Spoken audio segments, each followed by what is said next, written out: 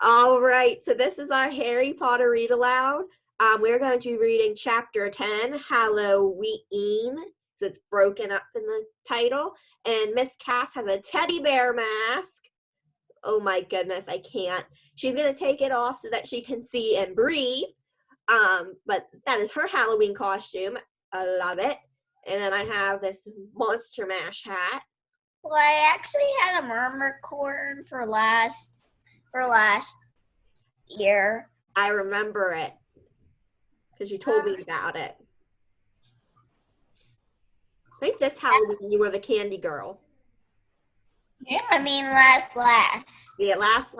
I saw the candy girl and you told me about the last. Because I remembered it. All right, Cass, can you give us a recap of chapter 9, the Midnight Duel? So the Midnight Duel is whenever Harry gets into a fight with Malfoy, right? Yeah, with Malfoy, and, And Malfoy says they have a midnight duel, and then Harry and his friend Ron got lost in the castle, and they were almost caught by guards, right? By Filch, the like he's kind of like the maintenance man, and his cat, Mrs. Oh my goodness, what's her name? I want to say Norris, but I don't think that's right.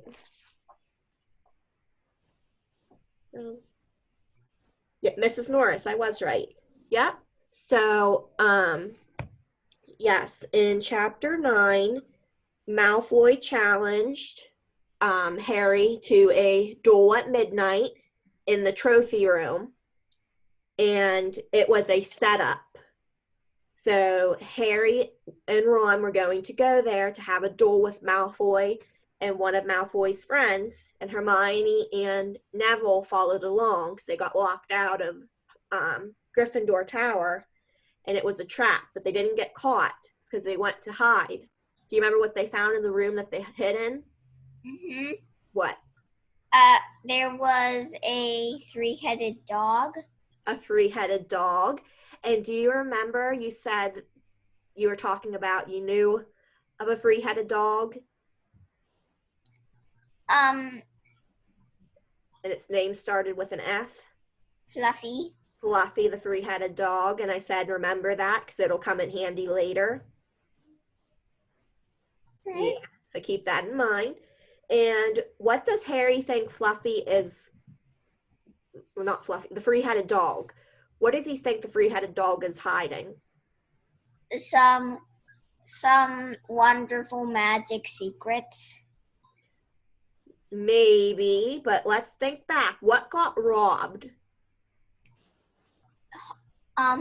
Gringotts. Money. And it was the vault that Hagrid went and took something from, but we don't know what it was. So Harry thinks that's what he's guarding. And what happened at the very beginning? Why was Malfoy so upset that he wanted to duel with Harry? What did Harry do? Because he took Malfoy down off his broom and like caught the memory ball thingy. Yeah, the remember ball. Mm-hmm. Yeah. And also he got into the fight whenever like I forget who got the memory ball, but Malfoy stole it. Yeah, Neville fell off his broom and lost his remember ball, and then Malfoy stole it, and Harry got it back. And how did he get it back? By telling one of the teachers, one of the most toughest teachers. Kind of, sorta. One of the most toughest teachers caught Harry catching it while he was flying his broom. And instead of getting Um, expelled, what did the teacher do? he she brought Harry to like a place with like another man, and She took him to the classroom where Oliver Wood was, and Oliver Wood is a student, and what does he do? he turns into wood.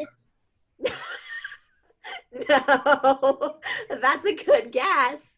Do you remember he's the captain of? Uh, um, Ooh, Quidditch. Quidditch. Good. So that was a really big chapter. So this all leads up to this chapter, which is a big, big chapter. Are you ready? Oh, we're over it. We're 135. Like I it's know, kind of we're over halfway through. You ready? yeah. All right. Chapter 10, Halloween. Malfoy couldn't believe his eyes when he saw that Harry and Ron were still at Hogwarts next day, looking tired but perfectly cheerful. Indeed, by next morning, Harry and Ron thought that meeting the three-headed dog had been an excellent adventure, and they were quite keen to have another one. In the meantime, Harry filled Ron in about the package that seemed to have been moved from Gringotts to Hogwarts, and they spent a lot of time wondering what could possibly need such heavy protection. It's either really valuable or really dangerous, said Ron. Or both, said Harry. But as they knew, but as all they knew for sure about the mysterious object was that it was about 2 inches long, they didn't have much chance of guessing what it was without further clues. Neither Neville or Hermione showed the slightest interest in what lay underneath the dog in the trap door. All Neville cared about was never going near the dog again. Hermione was now refusing to speak to Harry and Ron, but she was such a bossy know-it-all that they saw this as an added bonus. All they really wanted now was a way of getting back at Malfoy. And to their great delight, just such a thing arrived with the post about a week later.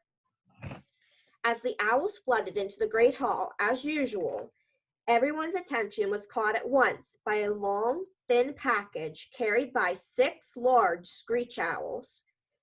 Harry was just as interested as everyone else to see what was in this large parcel, and was amazed when the owl soared down and dropped it right in front of him, knocking his bacon to the floor. They had hardly fluttered out of the way when another owl dropped a letter on top of the parcel. Harry ripped open the letter first, which was lucky because it said, "Do not open the parcel at the table. It contains your new Nimbus 2000, but I don't want everybody knowing you've got a broomstick or they'll all want one. Oliver Wood will meet you tonight on the Quidditch pitch at 7 o'clock for your first training session. Professor M. McGonagall." Harry had difficulty hiding his glee as he handed the note to Ron to read. "A Nimbus 2000, Ron moaned enviously. "I've never even touched one." They left the hall quickly, wanting to unwrap the broomstick in private before their first lesson, but halfway across the entrance hall, they found the way upstairs barred by Crabbe and Goyle. Malfoy seized the package from Harry and felt it. "That's a broomstick," he said, throwing it back to Harry with a mixture of jealousy and spite on his face. "You'll be for it this time, Potter. First years aren't allowed them." Ron couldn't resist it. "It's not any old broomstick," he said. "It's a Nimbus 2000. What did you say you've got at home, Malfoy? A Comet 260? Ron grinned at Harry. "Comets look flashy, but they're not in the same league as the Nimbus." "What would you know about it, Weasley? You couldn't afford half the handle." Malfoy snapped back. "I suppose you and your brothers have to save up twig by twig." Before Ron could answer, Professor Flitwick appeared at Malfoy's elbow. "Not arguing, I hope, boys," he squeaked. "Potter's been sent a broomstick, Professor," said Malfoy quickly. Yes, that's right," Professor Flitwick, beaming at Harry. "Professor McGonagall told me all about the special circumstances, Potter. And what model is it?" "A Nimbus 2000, sir," said Harry, fighting not to laugh at the look of horror on Malfoy's face. And it's really thanks to Malfoy here that I've got it, he added. Harry and Ron headed upstairs, smothering their laughter at Malfoy's obvious rage and confusion. Well, it's true, Harry chortled as they reached the top of the marble staircase. If he hadn't stolen Neville's Remember Ball, I wouldn't be in the team. So I suppose you think that's a reward for breaking rules? Came an angry voice from just behind them. Hermione was stomping up the stairs, looking disapprovingly at the package in Harry's hand. I thought you weren't speaking to us, said Harry. Yes, don't stop now, said Ron. It's doing us so much good. Hermione marched away with her nose in the air. Harry had a lot of trouble keeping his mind on his lessons that day. It kept wandering up to the dormitory where his new broomstick was lying under his bed, or staying off to the Quidditch pitch where he'd be learning to play that night. He bolted his dinner that evening without noticing what he was eating, and then rushed upstairs with Ron to unwrap the Nimbus 2000 at last. Wow, Ron sighed as the broomstick rolled onto Harry's bedspread. Even Harry, who knew nothing about the different brooms, thought it looked wonderful. Sleek and shiny with a mahogany handle, it had a long tail of neat straight twigs and Nimbus 2000 written in gold near the top. As 7 o'clock drew nearer, Harry left the castle and set off towards the Quidditch pitch in the dusk.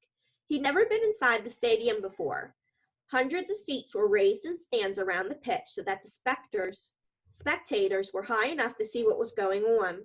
At either end of the pitch were 3 golden poles with hoops on the end. They reminded Harry of the little plastic sticks Muggle children blew bubbles through, except that they were 50 feet high. Too eager to fly again to wait for Wood, Harry mounted his broomstick and kicked off from the ground. What a feeling! He swooped in and out of the goalposts and then sped up and down the pitch. The Nimbus 2000 turned wherever he wanted at his lightest touch. Hey, Potter, come down! Oliver Wood had arrived. He was carrying a large wooden crate under his arm. Harry landed next to him.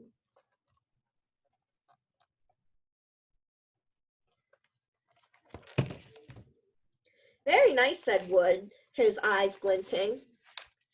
I see what McGonagall meant. You really are natural. I'm just going to teach you the rules this evening. Then you'll be joining team practice 3 times a week. He opened the crate. Inside were 4 different sized balls. Right, said Wood. Now Quidditch is easy enough to understand, even if it's not too easy to play. There are 7 players on each side. 3 of them are called chasers. 3 chasers, Harry repeated, as Wood took out a bright red ball about the size of a football. This ball is called the quaffle, said Wood. The chasers throw the quaffle to each other and try to get it through one of the hoops to score a goal. 10 points every time the quaffle goes through one of the hoops. Follow me? The chasers throw the quaffle and put it through the hoops to score, Harry recited. So that's sort of like basketball and broomsticks with 6 hoops, isn't it? What's basketball? Said Wood curiously. Never mind, said Harry quickly. Now there's another player on each side who's called the keeper. I'm keeper for Gryffindor. I have to fly around our hoops and stop the other team from scoring. Cass, what's that sound like? Soccer. And who's the keeper in soccer? Who's the one that stands at the net? Who stands at the net in soccer?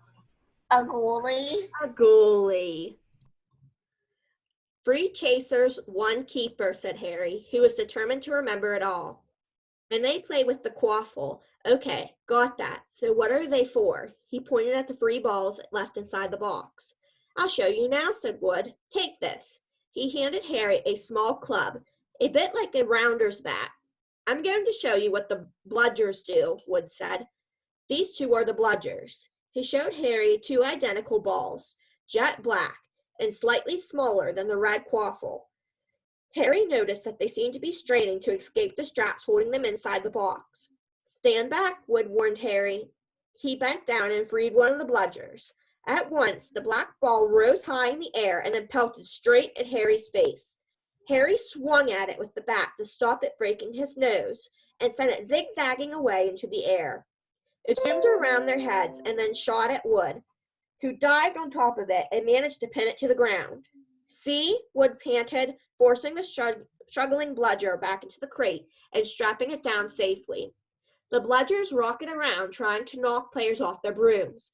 That's why you have 2 beaters on each team. The Weasley twins are ours. It's their job to protect their side from the bludgers and try and knock them towards the other team. So, think you've got all that? 3 chasers try and score with the quaffle. The keeper guards the goalpost. The beaters keep the bludgers away from their team. Harry rolled off. Very good, said Wood. Have the bludgers ever killed anyone? Harry asked, hoping he sounded offhand. Never at Hogwarts. We've had a couple of broken jaws, but nothing worse than that. Now, the last member of the team is the Seeker. That's you. And you don't have to worry about the quaffle or the bludgers, unless they crack my head open. Don't worry, the Weasleys are more than a match for the bludgers. I mean, they're like a pair of human bludgers themselves. Wood reached into the crate and took out the 4th and last ball. Compared with the quaffle and the bludgers, it was tiny, about the size of a large walnut. It was bright gold and had little fluttering silver wings. This, said Wood, is the golden snitch, and it's the most important ball of the lot. It's hard to catch because it's so fast and difficult to see. It's the Seeker's job to catch it. You've got to weave in and out of the chasers, beaters, bludgers, and quaffle to get it before the other team's Seeker, because whichever Seeker catches the snitch wins his team an extra 150 points, so they nearly always win. That's why Seekers get fouled so much. A game of Quidditch only ends when the snitch is caught, so it can go on for ages. I think the record is 3 months. They had to keep bringing on substitutes so the players could get some sleep. Well, that's it. Any questions? Harry shook his head. He understood what he had to do all right. It was doing it that was going to be the problem.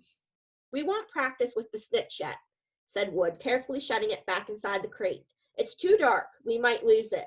Let's try you out with a few of these. He pulled out a bag of ordinary golf balls out of his pocket, and a few minutes later he and Harry were up in the air. Wood throwing the golf balls as hard as he could in every direction for Harry to catch. Harry didn't miss a single one, and Wood was delighted. After half an hour, night had really fallen, and they couldn't carry on. That Quidditch Cup will have our name on it this year, said Wood happily as they trudged back up to the castle.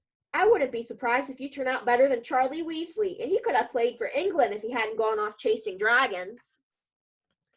Perhaps it was because he was now so busy, what with Quidditch practice 3 evenings a week on top of all his homework, but Harry could hardly believe it when he realized that he'd already been at Hogwarts 2 months. The castle felt more like home than Privet Drive had ever done. His lessons, too, were becoming more and more interesting now that he had mastered the basics. On Halloween morning, they woke to the delicious smell of baking pumpkin wafting through the corridors. Even better, Professor Flitwick announced in charms that he thought they were ready to start making objects fly, something they had all been dying to try since they'd seen him make Neville's toad zoom around the classroom. Professor Flitwick put the class into pairs to practice. Harry's partner was Seamus Finnegan, which was a relief because Neville had been trying to catch his eye. Ron, however, was to be working with Hermione Granger. It was hard to tell whether Ron or Hermione was angrier about this. She hadn't spoken to either of them since the day Harry's broomstick had arrived. Now, don't forget that nice wrist motion we've been practicing, squeaked Professor Flitwick, perched on top of his pile of books as usual. Swish and flick. Remember, swish and flick. And saying the magic words properly is very important too. Never forget Wizard Barufio, who said S instead of F and found himself on the floor with a buffalo on his chest. It was very difficult. Harry and Seamus swished and flicked. But the feather they were supposed to be sending skywards just lay on the desktop. Seamus got so impatient that he prodded it with his wand and set fire to it. Harry had to put it out with his hat. Ron at the next table wasn't having much more luck. Wingardium Leviosa, he shouted, waving his long arms like a windmill. You're saying it wrong, Harry heard Hermione snap. It's Wingardium Leviosa. Make the gar nice and long. You do it then if you're so clever, Ron snarled. Hermione rolled up the sleeves of her gown, flicked her wand, and said, Wingardium Leviosa. Their feather rose off the desk and hovered about 4 feet above their heads. Oh, well done, cried Professor Flitwick, clapping. Everyone see here, Miss Granger's done it. Ron was in a very bad temper by the end of the class. It's no wonder no one can stand her, he said to Harry as they pushed away into the crowded corridor. She's a nightmare, honestly. Someone knocked into Harry as they hurried past him. It was Hermione. Harry caught a glimpse of her face and was startled to see that she was in tears. I think she heard you. So, said Ron, but he looked a bit uncomfortable. She must have noticed she's got no friends. Hermione didn't turn up for the next class and wasn't seen all afternoon. On their way down to the great hall for the Halloween feast, Harry and Ron overheard Parvati Patel telling her friend Lavender that Hermione was crying in the girls' toilets and wanted to be left alone.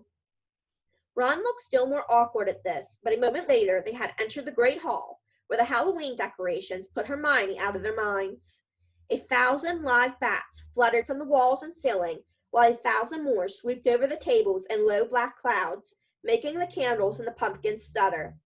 The feast appeared suddenly on the golden plates as it had at the start of term banquet.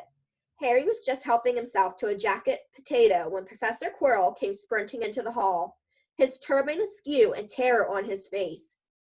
Everyone stared as he reached Professor Dumbledore's chair, slumped against the table, and gasped, Troll in the dungeons!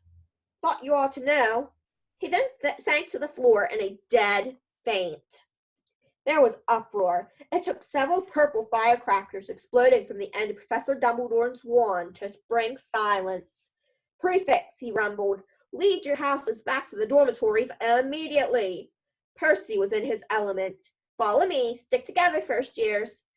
No need to fear the troll if you follow my orders. Stay close behind me now. Make way. First years coming through. Excuse me, I'm a prefect. How could a troll get in? Harry asked as they climbed the stairs. Don't ask me. They're supposed to be really stupid, said Ron. Maybe Pease let it in for a Halloween joke.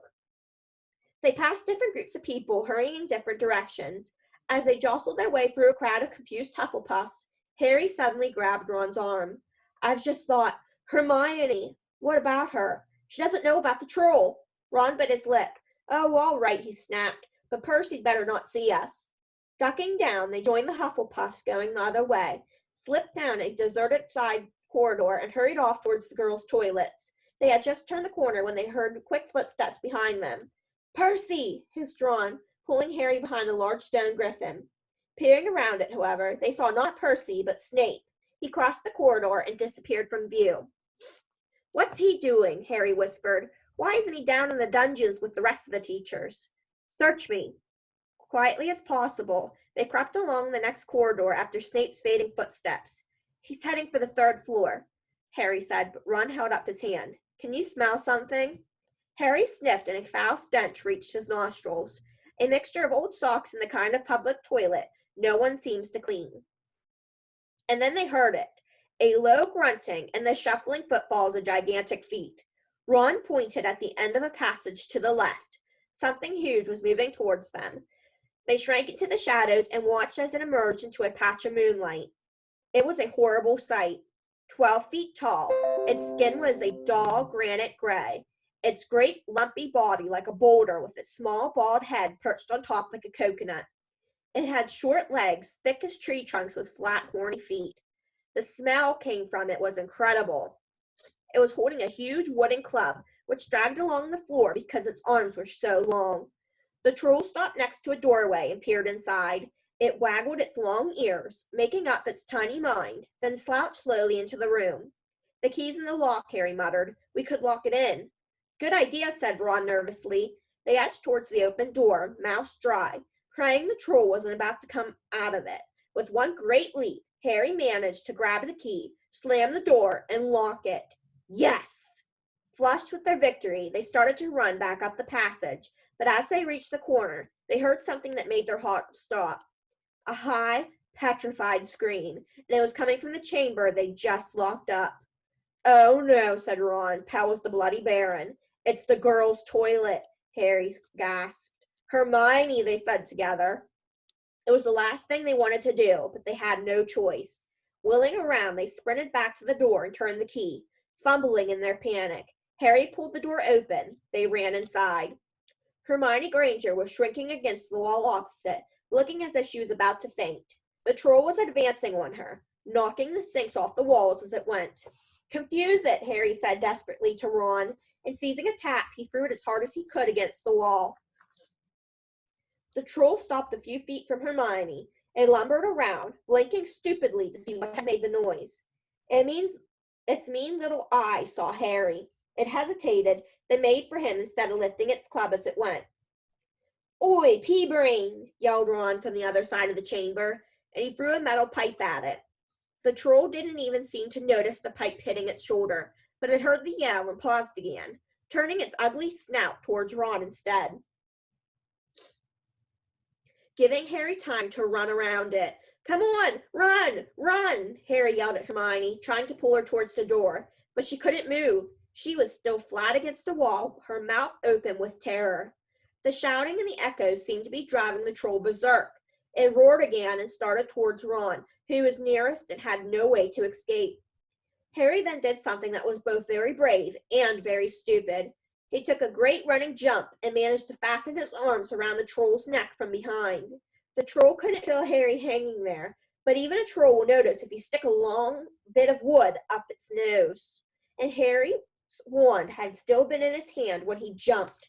It had gone straight up one of the troll's nostrils. Howling with pain, the troll twisted and flailed its club, with Harry clinging on for dear life. Any second, the troll was going to rip him off or catch him a terrible blow with the club. Hermione had sunk to the floor in fright. Ron pulled out his own wand, not knowing what he was going to do. He heard himself cry the first spell that came into his head. Cass, what spell do you think it's going to be? That's one ugly troll. That's one ugly troll? That's a spell? Or is that your comment on the troll? I'm just saying it's a pretty ugly troll. It is a pretty ugly troll. What do you think the spell's going to be? Wingardium Leviosa.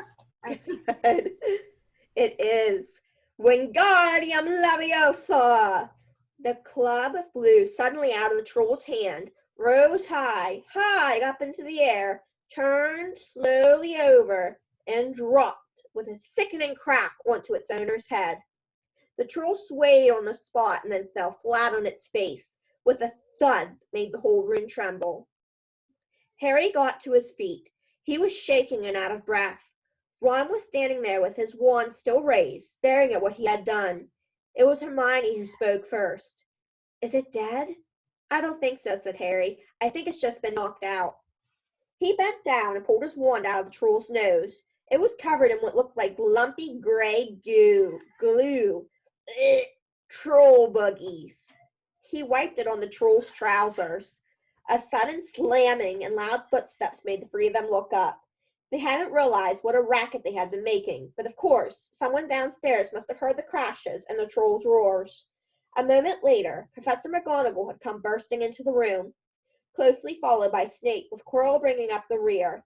Quirrell took one look at the troll, let out a faint whimper, and sat quickly down in the toilet, clutching his heart. Snape bent over the troll. Professor McGonagall was looking at Ron and Harry. Harry had never seen her look so angry. Her lips were white. Hopes of winning 50 points for Gryffindor faded quickly from Harry's mind.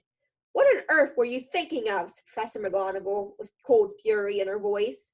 Harry looked at Ron, who was still standing with his wand in the air. You're lucky you weren't killed. Why aren't you in your dormitory?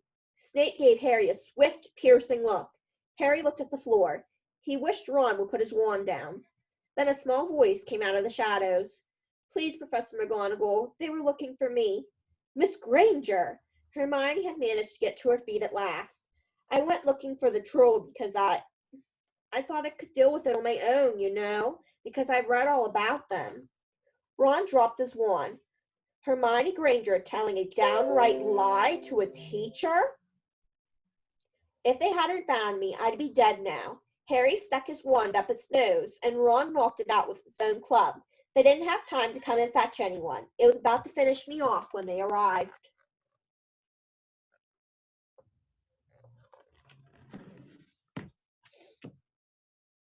His club reminds me of a chicken leg. It's silly.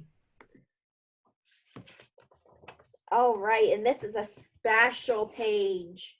I love this page because there is a wizard named Newt Scamander who's in Hufflepuff House, and there is this book in here, this Newt Scamander. This comes from Fantastic Beasts and Where to Find Them. This was a mythical book that existed in the Harry Potter books and then was created into a book.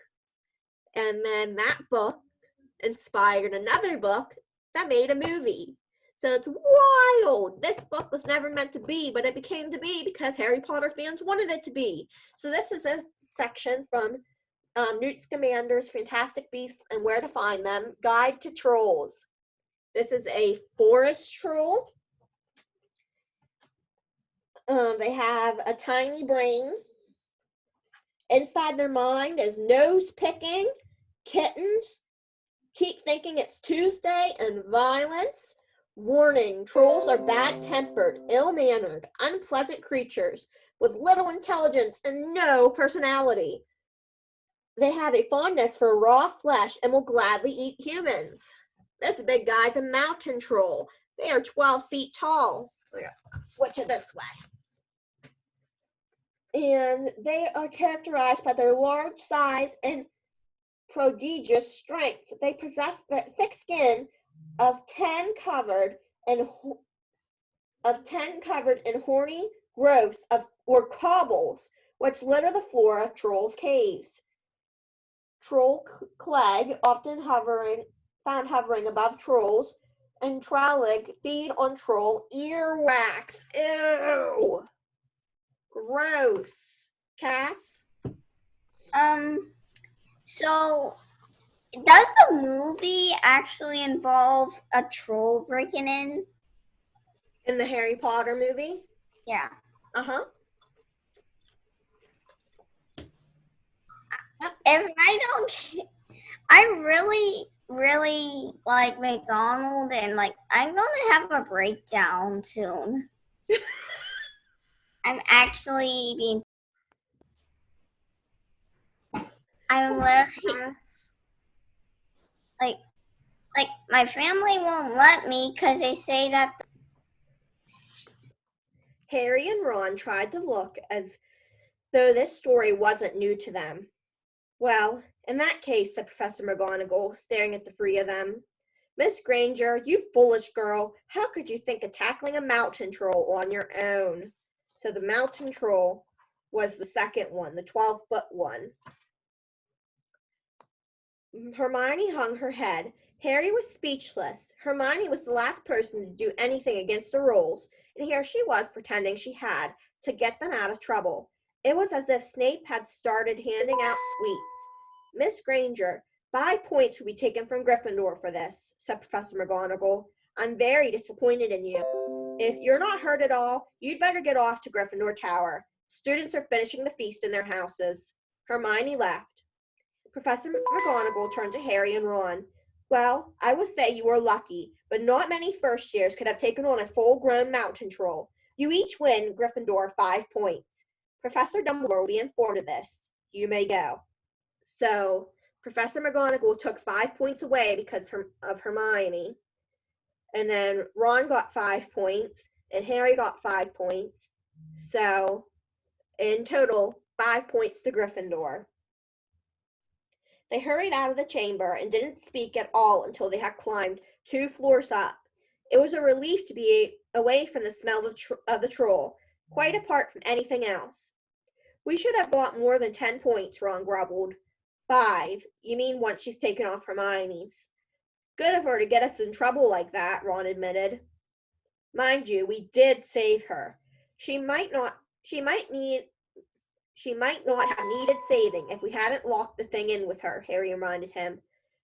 They had reached the portrait of the fat lady. Pig snout, they said, and entered. The common room was packed and noisy. Everyone was eating the food that had been set up. Hermione, however, stood alone by the door, waiting for them. There was a very embarrassed pause. Then, none of them looking at each other, they all said thanks and hurried off to get plates. But from that moment on, Hermione Granger became their friend. There are some things you can't share without ending up liking each other, and knocking out a 12-foot mountain troll is one of them. And that is the end of chapter 10. Next week, we'll read chapter 11, Quidditch. It's going to be Harry's first Quidditch match. Cass, how do you think that's going to go? I don't know if it's going to be like Angry Birds 2. Have you watched that movie? I watched Angry Birds, but not Angry Birds 2. Yeah, like it's been a while since I watched Angry Birds, but I watched Angry Birds 2, and their first plan did not actually work, but their second plan did. Well, Dee, how about when you first started playing soccer? How did it go? How do you think Harry's first time at Quidditch will go? Do you think it might not go good? So the second plan was unexpected. It was actually guess what Mighty Eagle did? What? I don't want to spoil it. So you know the leader Zeta? Mm-mm. Dee, it's Harry Potter. It's actually Oh, right. So do you think Harry's Quidditch match is going to go really, really well or really, really bad? maybe it's gonna be a twist that he doesn't win the first one and he wins the next one. Ooh. Or he wins. Maybe.